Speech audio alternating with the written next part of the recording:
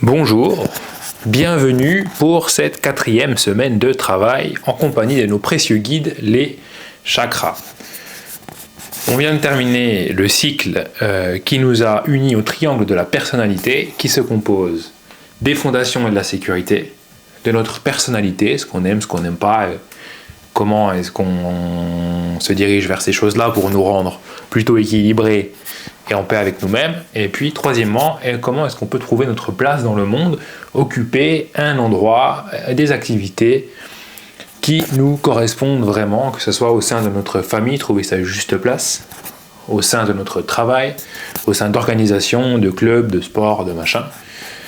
Et pour monter ensuite à cette 4e semaine, à ce 4e chakra qui est Anahata, ou le chakra du cœur, donc le souffle non frappé, qui est cette capacité d'aimer la vie de manière inconditionnelle, de se sentir en joie, de se sentir ouvert à la vie, de sentir la connexion à la nature, de sentir la connexion aux autres.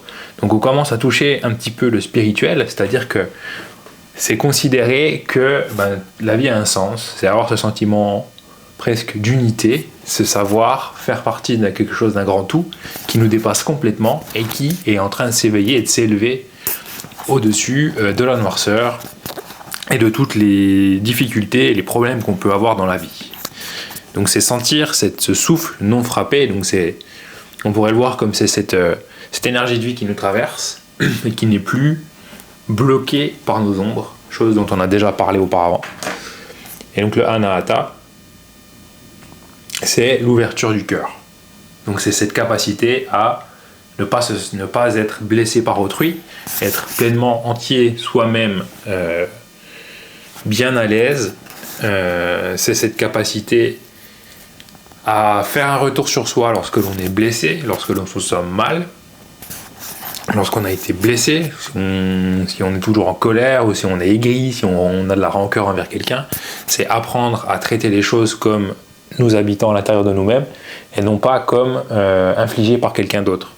Donc c'est comme ça qu'on va pouvoir relâcher les choses, pardonner non pas pour se remettre à nouveau dans une situation qui nous dessert, mais pardonner avec notre être entier, plein, notre intégrité préservée, et puis c'est simplement pour libérer le traumatisme et retrouver notre connexion à la vie et notre capacité à vivre, à nous aimer, à aimer les autres, dans la compassion, dans l'acceptation. Et puis voilà, c'est quelque chose d'assez sain, on dira, transcender ce qui peut nous arriver, amour inconditionnel, nous ouvrir à la joie, oser faire les expériences qui nous connectent à la vie, qui nous font voir que finalement c'est pas si terrible, libérer nos souffrances, et puis bouger, se mettre en mouvement et laisser le souffle de la vie passer à travers nous. Magnifique, n'est-ce pas? Voilà, donc comprendre que nous invite à comprendre en fait que tout ce qui est inconfortable et tout ce qui nous fait souffrir, c'est un indicateur qu'il y en a quelque chose à faire, qu'il faut agir. Et si on n'agit pas, ça ne va faire qu'empirer, et après on peut arriver à en tirer les conclusions, à dire en fait la vie c'est pourri, mais en fait la vie c'est pas pourri, c'est juste que peut-être qu'on n'est pas à notre place, peut-être qu'on n'en sait pas assez, peut-être qu'il faut bouger un peu, aller explorer les choses, et puis petit à petit on va retrouver quelque chose de sain, d'équilibré, de joyeux, et c'est ce que Anahata nous propose. C'est plutôt voilà. Donc ce qui empêche la joie d'exister, on peut dire que c'est l'attachement à ce qui s'est passé dans le passé, l'attachement à des souffrances, à des schémas de pensée qui viennent faire que on est triste et on se sent pas bien. Avec les gens, on n'est pas super à l'aise, on est toujours un peu sur la réserve, on est toujours un peu frustré, voilà, on a l'impression que les gens nous blessent, on est susceptible et ça bloque la joie. Donc c'est un peu c'est vraiment cette capacité de vivre pleinement tout le temps, sans condition. Voilà. Quel que soit ce qui se passe dans la vie, quelles que soient les difficultés, ça ne veut pas dire qu'on est insensible, ça veut juste dire qu'on a la capacité de prendre les événements difficiles de la vie, de les traiter et de retrouver la joie. C'est vraiment on a cette force-là, cette puissance-là dans la vie. Donc voilà. c'est quelque chose de très intéressant à développer, vous en conviendrez. Ça évite de se faire écraser par ce qui se passe dans nos vies. On en a déjà parlé un peu précédemment, mais ça c'est vraiment le chakra qui représente cette capacité-là. Il fait le lien entre le triangle de la personnalité, donc plexus solaire sacré et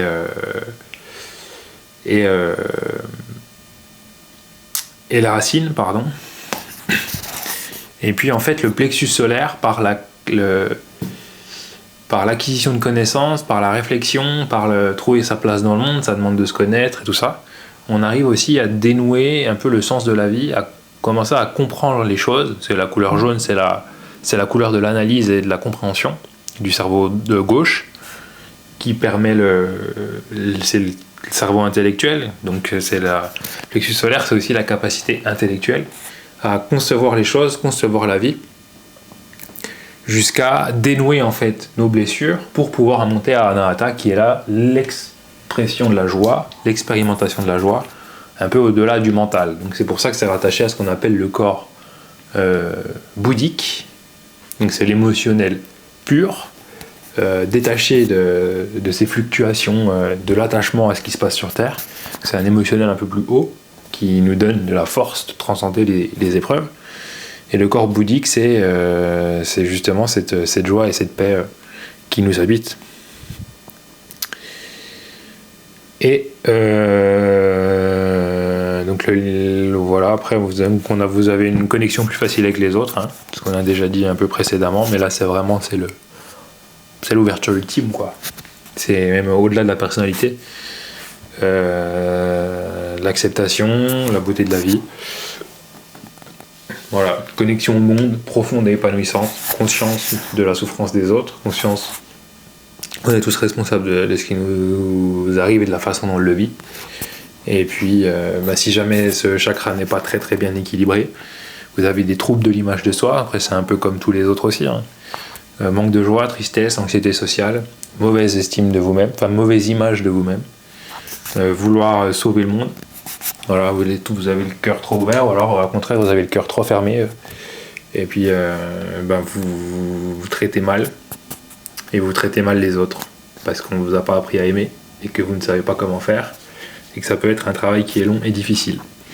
Donc voilà pour ce petit chakra du cœur, Anahata, amour inconditionnel, qui dépasse l'ego, qui dépasse notre personne, qui dépasse les cases dans lesquelles on se met, qui fait qu'on ne se défend plus.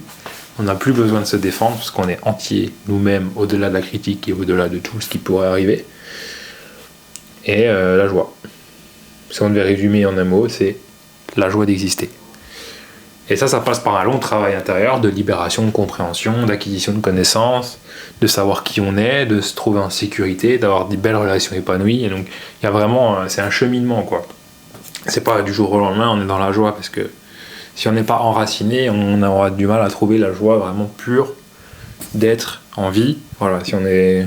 Donc c'est quelque chose qui se fait avec le temps. Et là, donc, c'est le lien entre le matériel et le spirituel. Donc c'est un peu... c'est à la fois c'est le mélange du matériel et spirituel. Donc c'est les questionnements de la vie, un peu la philosophie de la vie, le sens de la vie et tout ça. Le subtil avec ce qui est le plus terrestre, nous, la personnalité, le jeu et tout ça, quoi. Qui se mélange pour créer un humain spirituel équilibré, voilà, qui a conscience des choses. Donc on peut voir ça comme ça. Donc voilà pour la présentation de ce petit chakra du cœur, qui est somme toute très intéressant également. Hein. On rentre dans quelque chose, vous sentez un peu plus philosophique et éthéré, c'est la nature, c'est les fleurs, la vie c'est beau, on est un peu plus élevé, on est au-dessus des considérations problématiques de notre monde. Donc c'est faisable, mais voilà, il n'y a jamais d'arrivée vraiment, hein. C'est chaque montagne dévoile un nouveau sommet, chaque sommet dévoile un nouveau sommet, donc on chemine, et puis on se laisse surprendre par la vie. Ça sert à ça. On cherche pas à arriver, on profite du chemin, et puis tout ira bien. On se rendra compte au bout d'un moment qu'en fait il n'y avait pas vraiment à se faire de soucis, et que peut-être que à un moment donné on aurait peut-être pu vivre différemment, mais ça fait partie de l'apprentissage. Donc, je vous retrouve à la section suivante pour vous présenter les différents questionnements qui pourraient intervenir quant à notre chakra du cœur, et puis les choses à mettre en place aussi qui vont permettre potentiellement d'équilibrer ce chakra qui est vraiment très beau. Et donc, je vous invite à passer à la suite et je vous retrouve juste après.